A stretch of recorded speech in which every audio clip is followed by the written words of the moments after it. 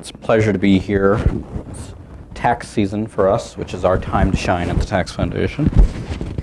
Just so I understand, how many of you have already filed your taxes this year? All right, how many of you are going for that extension? Okay, how many of you are like, I filed my taxes over a year ago? Okay, good.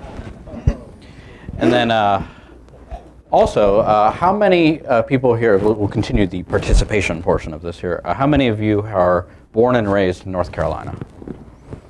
How many of you moved here from somewhere else? Just curious, where did you move here from?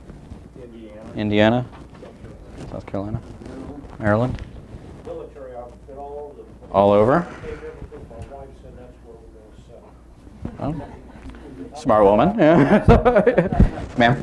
California. Where in California? Northern. Okay. Anywhere else? New Jersey? Pennsylvania? So all over, and I'll actually have a map of this in a minute just to see it represented. I'm from California originally, southern part of California, San Diego, although I went to school in Northern California. So I come at this not from the how do I make North Carolinians feel better about themselves perspective. I have constituents in all 50 states that I have yelling at me and begging me and everything. There's a state we went to where the governor called us into the office. It was like, why do you rank us so bad? You just don't like us in this state. And I was like, no, Governor, it's just how the numbers end up. So this is just how the numbers end up, is what I'll be talking about. It's not any effort to try to make North Carolina sound any better than it actually is. And frankly, you don't need to do that now. The numbers really do speak for themselves. I'm going to walk through about, lower this a little bit. I'm going to walk through about 15 or 20 charts we did in a chart book. It's available on our website for free. And then you can see Lexi if you want to try to get a print copy of it. And with that, and then after that, we'll open up for questions. But I want to kind of walk you through where North Carolina was on taxes, what happened, and then where you stand today. So start with well, this is about us. So we're in Washington, D.C., and we do a lot of research and rankings. A book that I was pleased to co-author now 4 years ago was this one, North Carolina Tax Reform Options. When the legislature came in 2013, we spent a couple of months talking with all of the experts in the state who had ideas on what North Carolina ought to do. There's a cluster of them at the back of the table over there, some of the experts we talked to. Compiled it all together and provided it as a menu of options for the legislature, and it was served as the starting point for the debate. And obviously John Locke played an enormous role in helping make happen what ultimately happened, and I'm always going to be forever appreciative of that. We also have federal programs. We compare the United States against other countries. We evaluated every presidential candidate's tax plan last year, and then are eagerly following what's happening at the federal level this year. And if you have any questions on what's happening with the White House or Congress, certainly ask them in the Q&A. Pre-reform. So every year we put out a report called the State Business Tax Climate Index. I didn't name it, I inherited it. But it evaluates the states on their tax codes. So we use over 100 different variables to see, well, who's competitive and who's not. And it's not just income taxes or business taxes, it's everything. Sales taxes, property taxes, it's all in there. And the ranking is against the principles of good tax policy. So Adam Smith was the first person, as far as we can tell, who ever sat down and thought about, well, how do you structure taxes? Because there are better and worse ways to have a tax. You can have a tax that raises $1 but costs $2 to collect and administer. And that's a bad tax. We try to avoid those. And then you can have taxes that are much more efficient.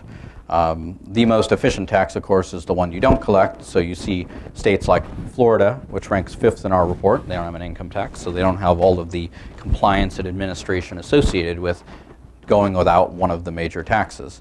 But for the most part, most states, including North Carolina, have all of the major taxes. You have property taxes, you have individual taxes, you have sales taxes, you have corporate taxes. And so this attempts to rank those states by how simple the structure is and how easy it is to comply with and pay it. North Carolina wasn't doing so well before the reforms, bottom 10 of in the bottom 10 states of the 50 states. And then here's just a collection of states that various people in our interviews said North Carolina competes with. So people are moving to and from these states and comparing against North Carolina. Businesses, when thinking about where they're going to put their next investment, they're thinking about these states. And North Carolina wasn't doing so hot compared with them. Why was that? Well, part of it is tax burden. So this is how much people in each state pay in taxes to their state and local governments. We do a federal and state and local comparison, so you see how much overall you're paying, but we also do a report where we take out the federal piece and just look at state and local. And it's state and local combined because in different states, the states and the locals will divvy up different shares of responsibilities. So like in North Carolina, the state has a larger share of road expenses, taking care of the road network, than in some other states do. So in order to make sure we're comparing apples to apples, we look at state and local combined. North Carolina in 2012, so this is 2012 for all these states, 9.8% of North Carolinian income went to state and local taxes. It's a little bit less than the US average at 9.9, but that US average includes a lot of northeastern states with much higher incomes. And when you're just looking at regional competitors, like your Texases and your Floridas and your Georgias and your Virginias, North Carolina was on the higher end. So you pay a lot of state and local taxes. Does it feel like you pay a lot of state and local taxes? You do. North Carolina also relied very heavily on the individual income tax compared to other states. Now, I don't know if there's a right or a wrong mix on this. It's really up to each individual state. A lot of economists will talk about how relying more on consumption taxes harms economic growth less than relying on income and business taxes. You also don't want to be too out of line on any of these. But this was the mix for North Carolina, which is significantly different from your average state. We've given you all lime green facts and figures booklets. It's all the tax rates and rankings you ever need to look smart at cocktail parties. And if you'll open your hymnals to table 8, yes, North Carolina, as you can see on here for state government, 46%, state and local, which brings in property tax, is about 28.9%. The very first line tells you what your average state is. So the average state's only 22% on income tax. So very heavily weighted on the income tax in North Carolina before the reform. And sales tax was about average, property tax about average. So just a very different mix from a lot of other states on being so heavy on the individual income tax. Georgia's even more heavily on it. Georgia's almost half their state revenue, as is Virginia, but South Carolina is 38%, and of course Florida and Texas, 0% of their revenue comes from individual income tax. This matters for a couple reasons. One is volatility. So sales taxes, which is the purple line here, red and purple, I know, right? This purple line here is pretty steady with the economy. Individual income taxes is a little more volatile, and then corporate income taxes is this heart attack line in red here. They're very volatile. What that means is when the economy takes a dip, corporate income tax revenues really take a dip, and individual income taxes too. And when times are good, the revenue soars. My home state of California is representative of this problem. California relies very heavily on capital gains taxes. So every time some Silicon Valley company has an IPO and sells a bunch of stock and a whole bunch of people become millionaires overnight, California's treasury really benefits. And so in good years, California's budget has really good years. But the flip side is also true. And when the recession hit, California opened up a multi-billion-dollar budget gap just because that revenue source evaporated overnight. You want to avoid situations like that. There's a couple ways you can avoid it. One is you can take all this money and make sure you put it aside in a rainy day fund and you don't spend it. California's problem is they got used to this revenue and they created new programs and created expectations and year in and year out on it. And then when the revenue vanished, they were in a crisis because they didn't have funding to pay for the programs that they had promised. So one way you can do it is just put it all aside.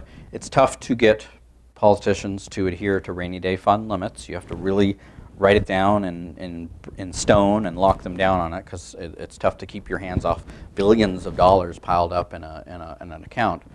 Another way to do it is just to reduce your reliance on those revenue sources, so it isn't even a temptation.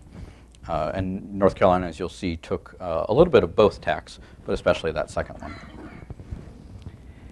It's also this share of individual income taxes also matters because most businesses pay individual income tax, and this is a counterintuitive thing.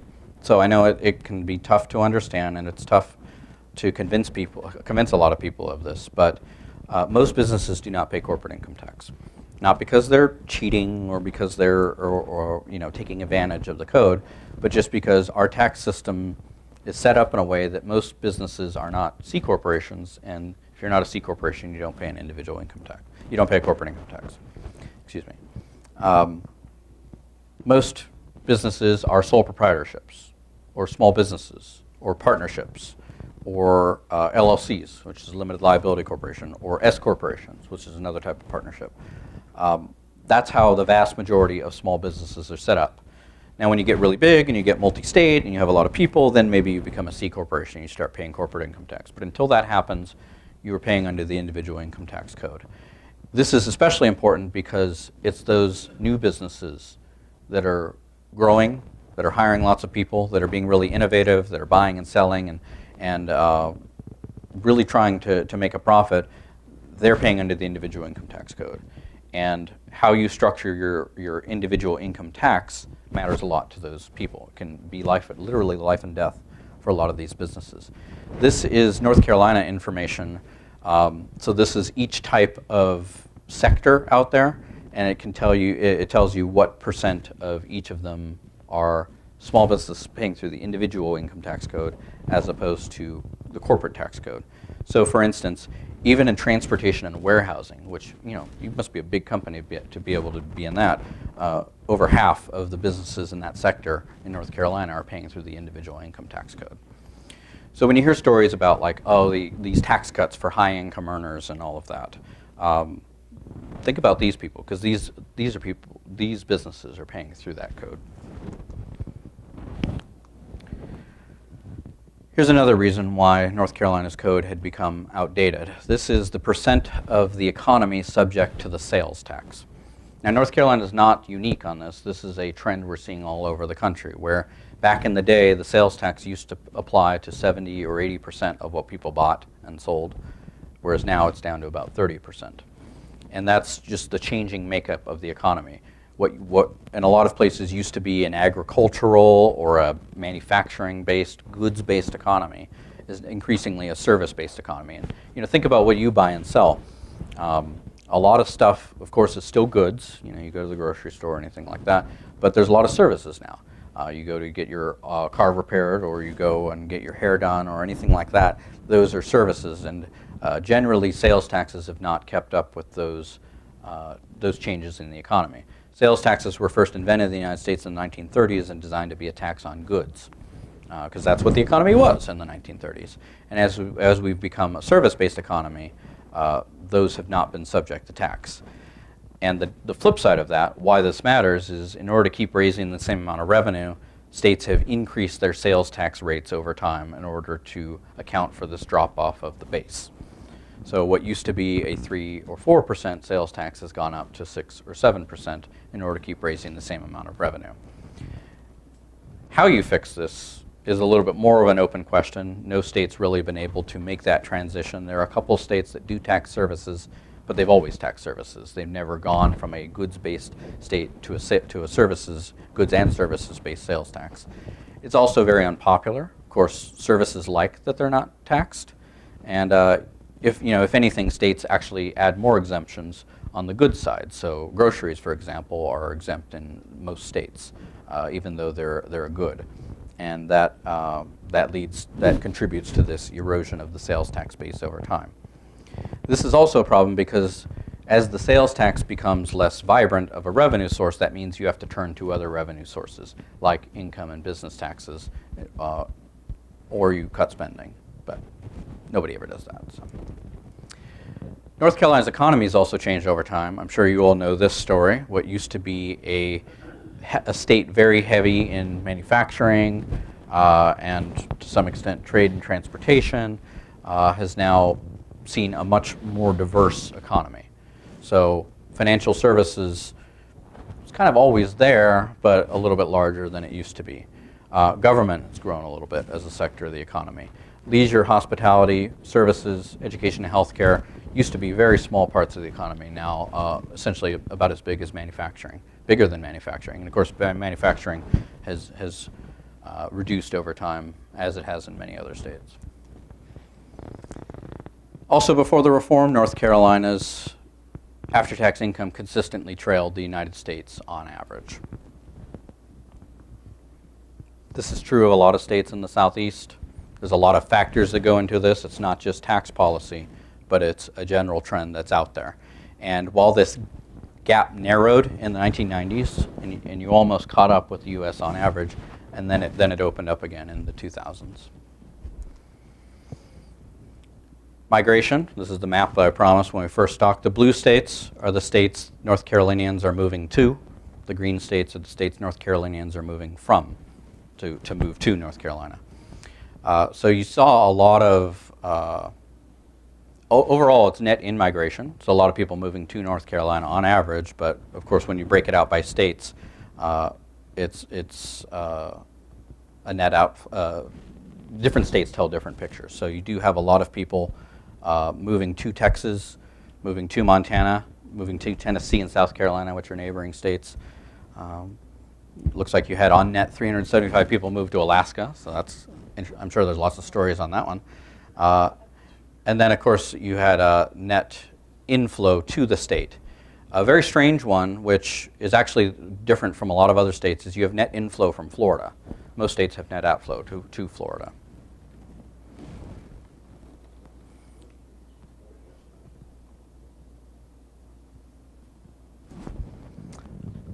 So what did you enact? So this takes what you've done in 2013, 2014, and 2015 in the tax code and treats it all together. So first on individual income tax, I know this is small print, I'll walk through it. On individual income taxes, you replaced what used to be a multi-bracket income tax with one flat rate and have reduced that over time over several years. The tax base used to have lots of credits and deductions. Those have been pretty much eliminated, so there's no more gaming the system in order to take advantage of certain things. And then the standard deduction grew larger so that a certain amount of everybody's income is exempt from tax, and the estate tax was repealed. On business tax, the tax was reduced over 3 years with further reductions, which have now taken effect based on revenue. So if the state hit certain revenue triggers, part of that revenue went to reducing taxes. A lot of credits were allowed to expire, so the base was broadened. Local taxes on businesses were mostly eliminated. And then there was a change in apportionment formulas, which is, I can go into more, but nobody ever wants me to. Sales tax was modestly broadened, and I know that's been a constant debate, especially on the repair services. The sales tax holiday, which is, maybe there's a fan of them in here, but they're mostly pushed by politicians who oppose tax reform and want to pretend like they support lower taxes by having you'll get your sales tax reduced on some items just this one weekend. See, I'm a big tax cutter, vote for me. Those were eliminated, and instead the savings were plowed into the other tax cuts. And then special sales taxes on certain services and goods were eliminated. So now it's just all under the sales tax, and it reduces some of that complexity. So here's a description of some of these changes. Start with the corporate income tax. This is the corporate income tax since its inception in 1921, and it's actually just gone back to where it was in 1921. It was introduced at 3%, was higher for some time, and then brought back down, and that it's 3% as of January 1. This is how North Carolina's tax rate is compared to other states on corporate income. The numbers are small, but pay attention to the colors. The lighter colors are the lower rate. So North Carolina now has the lowest corporate income tax rate of all of its neighbors. In fact, the lowest corporate income tax of any state with a corporate income tax. Individual income taxes came in at 7% on the top rate in 1921, and now at the lowest they've ever been since they were enacted.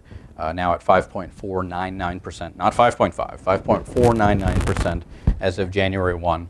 And it's a flat rate on all income above that standard deduction.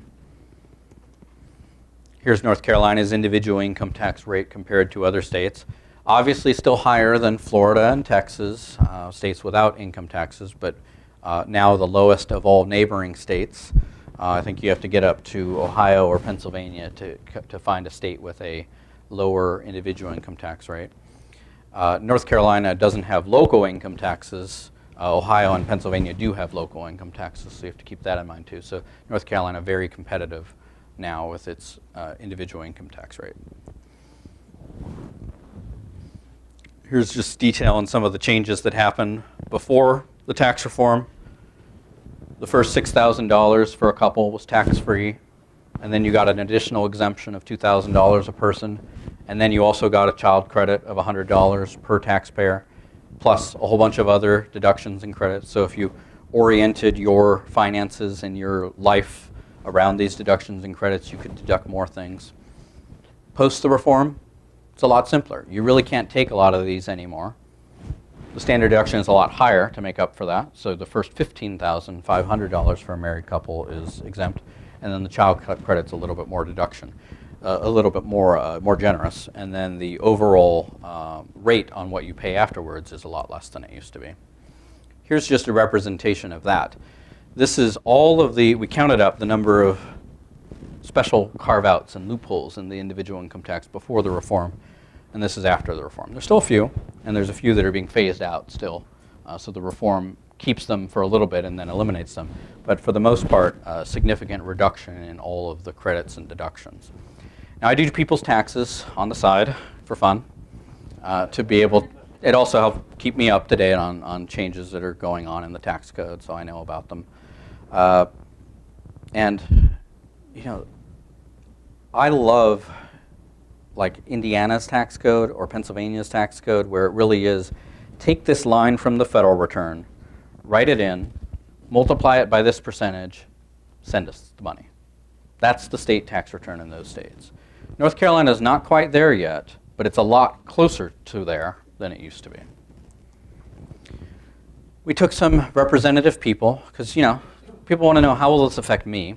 And we work with John Locke and some other groups at the time to put together these calculations.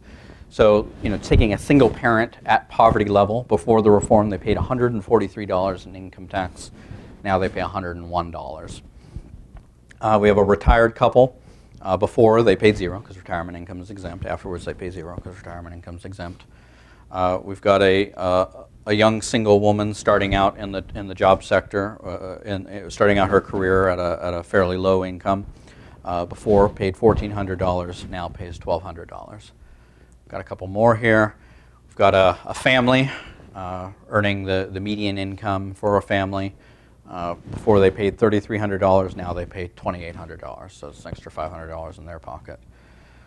Here we've got a fairly wealthy couple with no kids. They pay a little bit more just in the loss of some of the exemptions that they have. And then we've got the millionaires. I think this is the top 1% or 0.1% in North Carolina, the people that are responsible for all the world's problems. Before they paid $113,000, now they pay $100,000. So they used to pay 6% of their income, now it's 5.5% of their income. I know a lot of people will want to focus on this taxpayer, but everyone benefited from the North Carolina reform. Some of the sales tax expansion. So repair services has been one of the issues, and Corey and I have already argued about that today. But this just goes to show that it's a problem that a lot of other states have yet to tackle. Texas, because they have to rely on their sales tax. It's really the big tax they have other than property tax. They tax a lot of services. Florida also quite a few, but a lot of other states really haven't begun that. And then North Carolina repealed its estate tax. So now North Carolina is one of 38 states, which are here in orange, that don't have an estate tax or an inheritance tax. I always tell people, California doesn't have an estate tax. Why do you want an estate tax? Even California repealed their estate tax. Although they might put it back if the feds repeal it. So on our index, as I said, North Carolina used to be in the bottom 10. After these reforms, And we put this chart together 2 years ago. They jumped in 1 year. You jumped in 1 year from 44th to 16th on our index, which maybe doesn't mean a lot to you, but to us, this is the biggest jump we've seen in the history of our report in 17 years. So it's notable. And then 2 years ago, we had projected that you would rise to 13th. You actually did even better than that. You're 11th now this year. And that's because you did a few more changes, good changes, and also some states were moved in the other direction. So you got to leapfrog some people. Here's North Carolina's ranking on our report compared to other states. The orange states are the bottom 10. Iowa is upset at you because now they are in the bottom 10 because North Carolina moved out of the bottom 10. And then you're really nipping at Texas's heels in our report. Texas has consistently been 9 or 10. If you want the up-to-date numbers, because here's our new report, they're in your book on table 3. Sorry, you've moved ahead of Texas, because Texas has a gross receipts tax. And I have to come up with my new spiel, because my spiel has always been, well, look at the blue states, which are our top 10 states. Most of them go without one of the major taxes, and that's why they're in the top 10, because they go without the complexity of having one of those major taxes. The exceptions being Utah and Indiana that have all of the major taxes, but they're all broad, flat, and low. And soon I'll have to start saying Utah, Indiana, and North Carolina. Looking to the future, if you did want to make that last jump into the top 10, North Carolina has a capital stock tax. These were passed back in the Depression when all the tax revenues disappeared and states were just desperate to tax anything that was immovable that they can get revenue from. There's this concept in the literature, the economic literature, of the most efficient tax is a tax people can't escape from. So tax something that's so important and dear to people's lives that they can't escape it. So one of these taxes is a capital stock, which is a tax on physical plant, capital improvements. So if you build a big factory, build a manufacturing facility, North Carolina taxes it. Those have been mostly repealed in vast sections of the country. The purple states are the states that still have it, mostly clustered here in the southeast. Illinois still has it. They're an exception, as they are in so many ways. And then the purple states, or the fuchsia states, I guess, are the ones that are phasing it out or in the process of repealing it. So New York has it, but they're eliminating it as part of a reform that we helped do with them in 2011. Pennsylvania just announced that they just finally phased the last vestige of theirs out, and Missouri is looking to repeal theirs. So really this is starting to become just a Southeast tax, and it's a shame because the Southeast has always struggled with investment, capital accumulation, job creation, and you have a literal tax on it. That may be the So North Carolina's on this list. It's not the only thing on this list. There have been a lot of activity across the states. So, I'm in Washington, D.C., and people, when I go in the states, people are like, why doesn't anything happen in Washington, D.C.? And I say, lots of things happen. You know how much work it takes for nothing to happen in Washington, D.C., for everybody to be at loggerheads? So people are very busy in Washington, D.C., because it takes a lot of work to make sure nothing happens. So we'll see what happens. But the real activity has been in the states, and North Carolina being just one of, but probably the most notable example. But we've also seen income and business tax reductions in the District of Columbia itself, the D.C. government. Tennessee, as I mentioned, they're phasing out their tax on dividends and interest. New York did a complete overhaul of its corporate income tax. Big improvements there. Mississippi repealing their franchise tax. Indiana I've talked about. And then this year, we're watching a lot of activity out there in the states. Alaska's House just voted to reinstate an income tax, which had been repealed in 1980. The drop in oil prices have significantly hit them. California is always on the threats list. Illinois is too. New Mexico is looking at a gross receipts tax, as is Oregon. Pennsylvania has governor and legislator that don't like talking to each other. And then Washington State is always on the hunt for new revenue. On the other side, other states that have been looking to North Carolina and other states as examples of what to do include some of North Carolina's neighbors here. as well as other states. With that, I'm happy to take your questions, your comments, your abuses, your complaints,